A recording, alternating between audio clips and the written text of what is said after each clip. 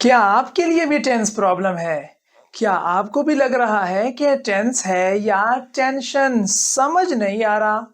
تو گائز آج میں آپ لوگوں کو سکھانے جا رہا ہوں سارے ٹینسز. جو چیز آپ 2 مہینے میں سیکھتے ہو وہ آج میں آپ کو صرف 1 گھنٹے میں سکھانے جا رہا ہوں.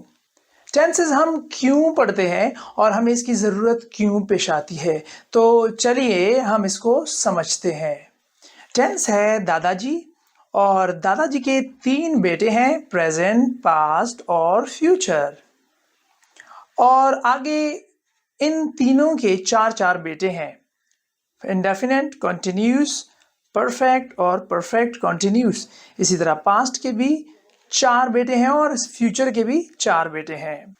ٹینسز 2 قسم کے ہیں، پریزنٹ، پاسٹ اور فیوچر. اور دوسرے قسم کے جو ہے وہ یہ 4 ہیں، انڈیفینٹ، کنٹینیوس، پرفیکٹ اور پرفیکٹ کنٹینیوس. کوئی بھی کام کس وقت ہو رہا ہے ہمیں کیسے پتا چلے گا؟ Present, past, future. اس کی وجہ سے ہمیں پتا چلے گا کہ کوئی بھی کام کس وقت ہو رہا ہے. کوئی بھی کام کتنا ہوا ہے ہمیں پتا چلے گا انڈیفینٹ سے، یعنی غیر یقینی جو بات ہو، عادت ہو یا کوئی روزمرہ کی بات ہو. کنٹینیوس یعنی جاری ہو کوئی کام. پرفیکٹ مکمل ہو چکا ہو، یا پرفیکٹ کنٹینیوس ہو یا مکمل جاری ہو. ٹینسز کا چارٹ یاد کرنے کے لیے میں آپ کو ایک کہانی سناتا ہوں، دادا ٹینشن کی کہانی. دادا جی کے 3 بیٹے تھے، پریزنٹ، پاسٹ اور فیوچر. دادا پریشان تھے. کیوں پریشان تھے؟ بچوں کی نااتفاقی کی وجہ سے پریشان تھے. اور نااتفاقی کیا تھی؟ پریزنٹ کہتا تھا ہے ہوں ہے، اور پاسٹ کہتا تھا تا تے تھی، اور فیوچر کہتا تھا گاگے گی. یعنی یہ تینوں ایک بات پر متفق نہیں تھے، تو اس وجہ سے دادا جی پریشان تھے. تو ایک دن دادا جی نے کہا کہ آپ نے اپنے بیٹوں کے نام ایک جیسے رکھنے ہیں.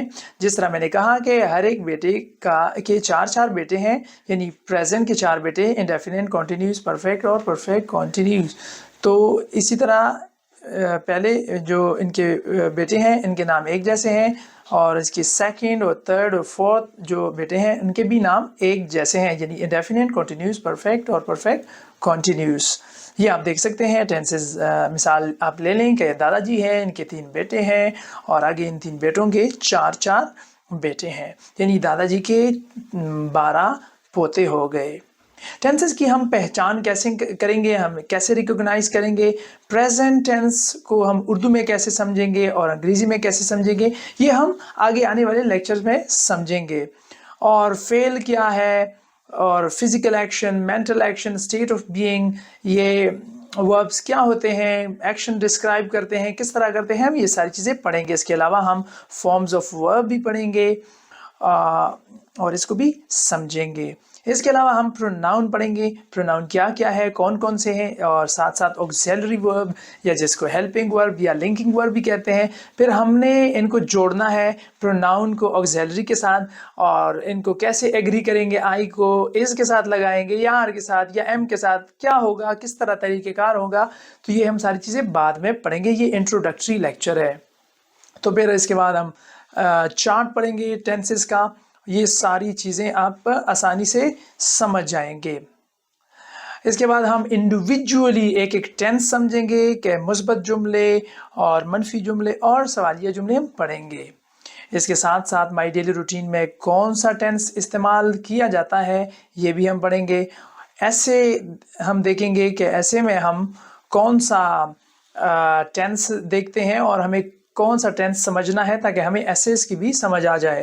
اور ساتھ ساتھ کہانیاں بھی ہے، جیسے گریڈی ڈاگ ہے، اس طرح اور بھی کہانیاں ہیں، یونین از اسٹرینتھ ہے. تو اس میں سے کون سے ٹینسز استعمال کیے جاتے ہیں ہم یہ ساری چیزیں پڑھیں گے. جیسے فرسٹ فارم ہے، سیکنڈ فارم ہے، کون سا استعمال ہوتا ہے، کون سا نہیں ہوتا.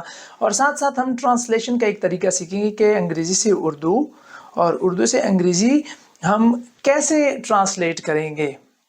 اس کے ساتھ ساتھ وربس کی غلطیاں دیکھیں گے، اور پاسٹ پیپر بھی دیکھیں گے، اس میں کس طرح سے ایکسرسائز دیے جاتے ہیں. اور کنورژنز آف ٹینسز بھی دیکھیں گے، یعنی پریزنٹ سے پاسٹ، پاسٹ سے فیوچر، فیوچر سے پریزنٹ ہم کس طرح سے کنورٹ کرتے ہیں ٹینسز. یہ ساری چیزیں ہم سمجھیں گے. اگر آپ کو واقعی انگریزی کے ساتھ لگاؤ ہے اور انگریزی سیکھنے کا سچا جذبہ اپنے دل میں رکھتے ہیں تو یہ لیسن مس مت کیجیے گا.